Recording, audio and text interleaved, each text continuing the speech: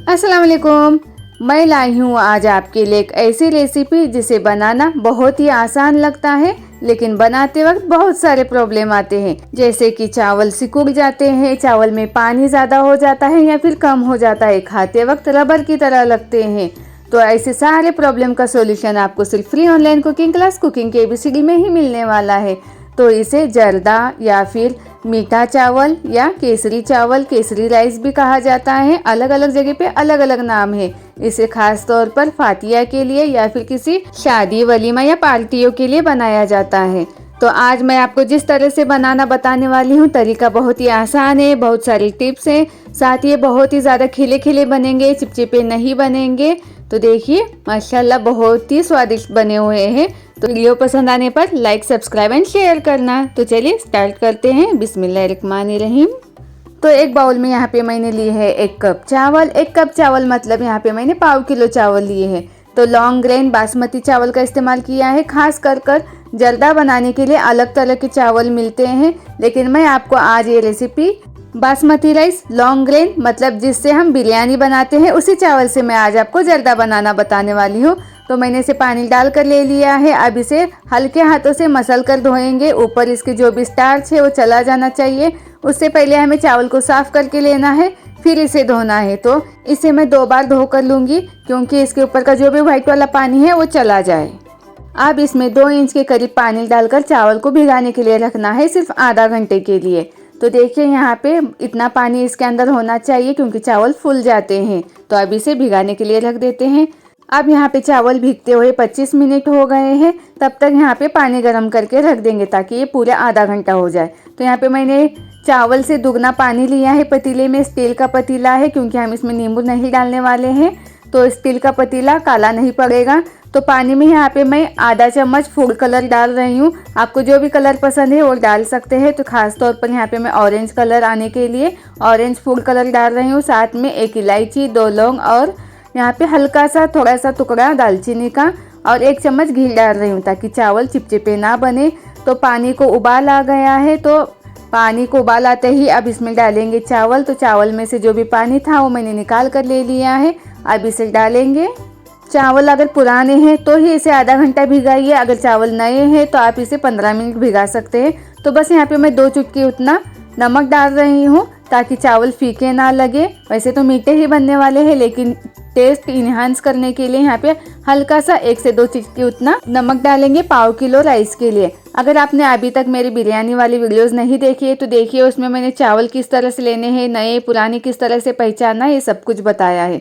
तो चावल डालते ही ना इसे हल्के हाथों से मिक्स करके लेना है, नहीं तो चावल टूट सकते हैं और नीचे जम सकते हैं। तो देखिए कुछ ही देर में यहाँ पे पानी को उबाल आया है। पानी को उबाल आने के बाद हमें इस तरह से चावल को चेक करना है।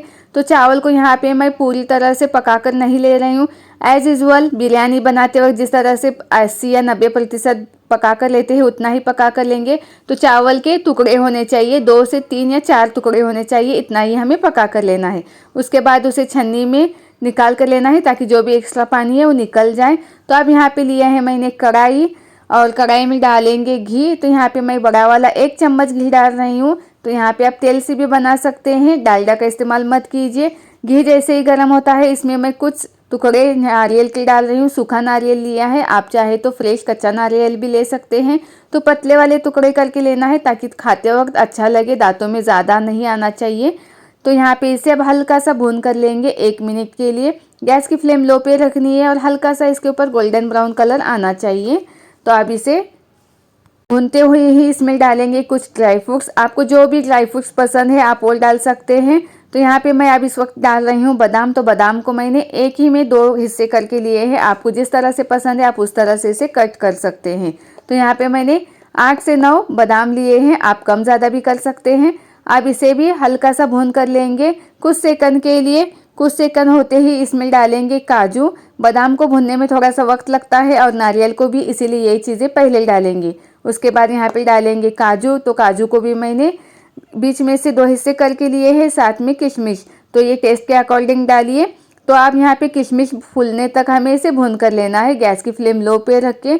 जैसे ही किशमिश फूलने लगती है फ़ौरन ही गैस की फ्लेम बंद कर देंगे, क्योंकि घी हमारा गर्म है, बाकी की प्रोसेस गर्म घी में हो जाएगी। अगर आप गैस को चालू रखेंगे तो बाकी की चीज़ें जल सकती है। तो अब इसे निकाल कर लेंगे एक बर्तन में। अब यहाँ पे उसी घी में मैं डाल रही हूँ कुछ गरम मसाले, जिससे इसका टेस्ट बहुत ही बढ़िया आता है। थोड़े से ही डालना है, ज़्यादा नहीं। तो 1 तेज पत्ता, 2 छोटी इलायची, 2 लौंग और यहाँ पे 1 इंच के करीब दालचीनी का टुकड़ा। इससे टेस्ट बहुत ही बढ़िया आता है। ज़्यादा डालेंगे तो इसका टेस्ट खराब होगा मीठा चावल में। तो कुछ चीज़ें कम ज़्यादा करनी ही होती है टेस्ट के अकॉर्डिंग और रेसिपी के अकॉर्डिंग। तो आप यहाँ पे डालेंगे जो हमने चावल को उबाल कर लिए हैं चावल, और डालते ही इसमें डालेंगे चीनी। तो यहाँ पे मैंने 1 कप चावल लिए हैं, उसी हिसाब से यहाँ पे 1 कप चीनी लेनी है।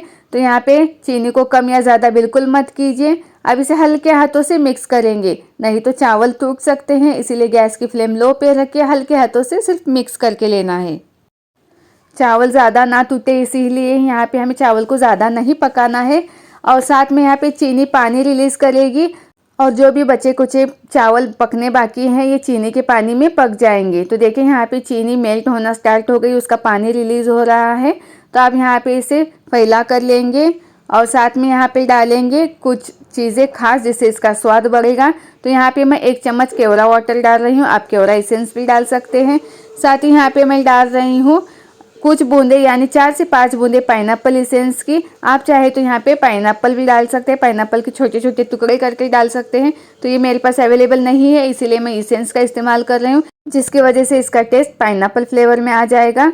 तो यहाँ पे एसेंस डालने के बाद जो हमने ड्राई फ्रूट्स को अलग से फ्राई करके लिया है वो डालेंगे, फैला कर लेंगे, और अब इसे ढककर पकाएंगे सिर्फ 5 मिनट के लिए। लेकिन उससे पहले बहुत ही खास इंपॉर्टेंट टिप्स, अगर आपको लगे कि चावल में चीनी का पानी ज़्यादा हो रहा है तो आप यहाँ पे गैस की फ्लेम हाई पे कर देना और उसे कुछ सेकंड के लिए, कुछ मिनट के लिए पका देना। बस थोड़ा सा हल्का सा पानी रहना चाहिए। हल्का सा पानी रहने के बाद गैस की फ्लेम बंद करके इस तरह से लोहे वाला तवा लेना है।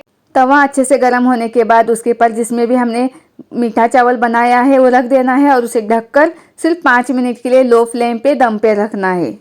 ये 1/4 किलो चावल है, इसीलिए यहाँ पे चीनी का पानी ज़्यादा रिलीज़ नहीं हुआ है, तो इसीलिए मैं इसे हाई फ्लेम पे नहीं पका रही हूँ, डायरेक्ट ही इसे पकाने वाली हूँ। अगर आप ज़्यादा क्वांटिटी में चावल पकाने वाले हैं तो उसमें चीनी का पानी भी ज़्यादा होगा, तो उस वक्त आपको ये प्रोसेस करनी होगी।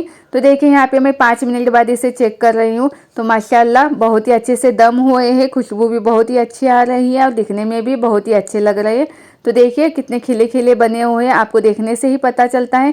साथ ही जब तक इसके चावल ना खड़े नहीं हो जाते तब तक इसे दम पर रखना है, तभी समझना है कि चावल अच्छे से पक गए।